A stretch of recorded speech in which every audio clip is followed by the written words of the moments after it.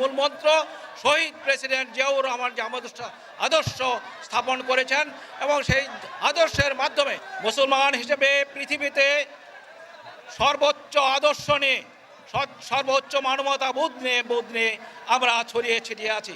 আল্লাহ তাআলা এই পৃথিবীতে কোরআন এবং হাদিস, কোরআন দিয়েছেন আল্লাহ তাআলা, আল্লাহর মুখনিসৃত বাণী কোরআনের মাধ্যমে আমাদের পৃথিবীতে পাঠিয়েছে এবং সেটা কার মাধ্যমে কোথায় পাঠিয়েছে?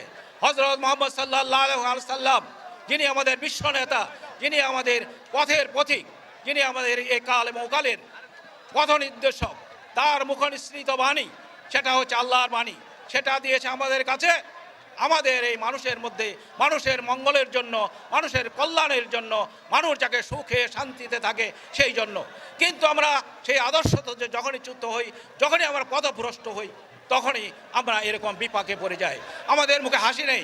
আমাদের ছেলেদের, আমাদের দাদা নাতিদের দেখছি যে আমাদের ধান খেতে পোকাপড় ধরছে, পানির অভাবে শস্য হচ্ছে না, খাল খনন হচ্ছে না, নদী বন্যার সময় প্লাবিত হয়ে যাচ্ছে। এগুলোর মূলে আছে আমরা আল্লাহ তাআলার আদর্শে আমরা বিশ্বাস করি না। মুখে বলি কিন্তু আমরা বিশ্বাস করি না। সেই জন্যই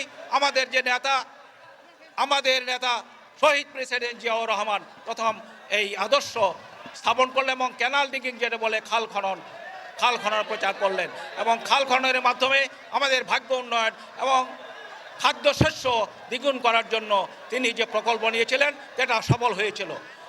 যে কারণে হোক এবং দেশীয় এবং আন্তর্জাতিক ষড়যন্ত্রের ফলে তাকে হত্যা করা হয়, তার মানে একটা আদর্শিক হত্যা করা হয়েছিল। তার পরবর্তীতে আমাদের mother of democracy Begum Khaleda Zia, আমাদের মাতা, তিনি এদেশে গণতন্ত্র এবং ভাগ্য উন্নয়নের জন্য 30 সাল পর্যন্ত একটা প্রকল্প নিয়েছেন। তাকেও বিগত সরকার, স্বৈর শাসক হাজার কোটি যারা বিদেশে পাচার করেছে এবং দুর্নীতির শিকড় যেখানে প্রথিত করেছে সেই